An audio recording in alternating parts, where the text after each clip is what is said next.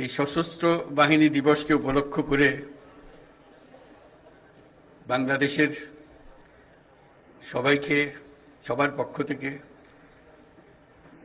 যে বাংলাদেশের নক্ষত্র সমূহকে একযোগে এই মহাসম্মেলনীতে আনতে পেরেছেন সেটা দেখে অবাক লাগছে। আজকে অত্যন্ত আনন্দবোধ করছি আপনাদের সবাইকে দেখে।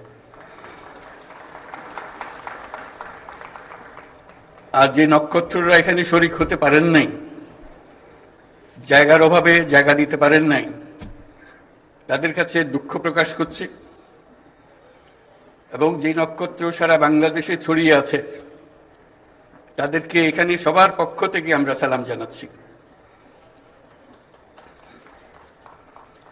আজ আমরা বিশেষভাবে সৌভাগ্যবান এবং সম্মানিত যে বাংলাদেশের 3 বারের নির্বাচিত প্রধানমন্ত্রী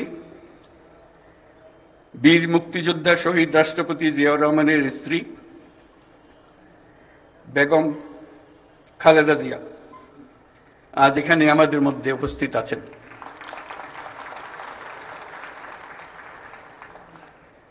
এক যুগ ধরে তিনি এই মহাসম্মেলনীতে অংশগ্রহণ করার সুযোগ পান নাই, আজকে সুযোগ পেয়েছেন। আমরা সবাই আনন্দিত এবং গর্বিত যে আমরা এই সুযোগ দিতে পেরেছি আপনাকে।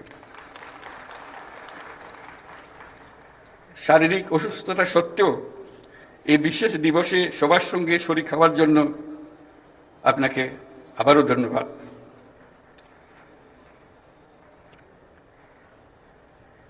আমরা তার আশু রোগমুক্তি কামনা করছি এবং এই অনুষ্ঠানে বিশেষভাবে স্বাগত জানাচ্ছি।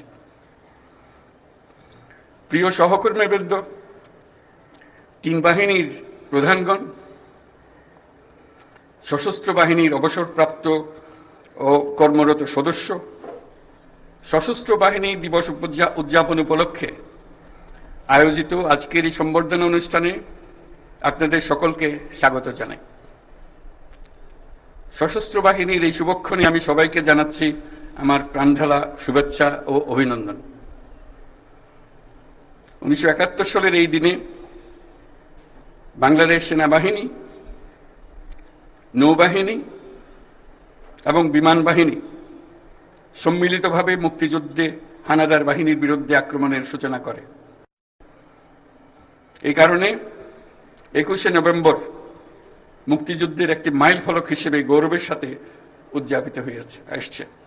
আজকের এই বিশেষ দিনে আমি সশ্রদ্ধ চিত্তে স্মরণ করছি মহান মুক্তিযুদ্ধের বীর শহীদদের, যাদের রক্তের বিনিময়ে অর্জিত হয়েছে আমাদের এই স্বাধীনতা। এছাড়াও আমি গভীর শ্রদ্ধায় স্মরণ করছি যুদ্ধাহত সকল বীর মুক্তিযোদ্ধা ও নির্যাতিত মা বোনদের, যাদের ত্যাগে অর্জিত হয়েছে বাংলাদেশের স্বাধীনতা। একই সাথে আমি গভীর শ্রদ্ধা জানাচ্ছি জুলাই আগস্ট মাসে ছাত্র জনতার অভ্যুত্থানে নিহত ও আহত সকলের প্রতি, যাদের দুঃসাহসিক আত্মত্যাগ ও সাহস দেশ পুনর্গঠনের জন্য একটি নতুন সুযোগ সৃষ্টি করেছে।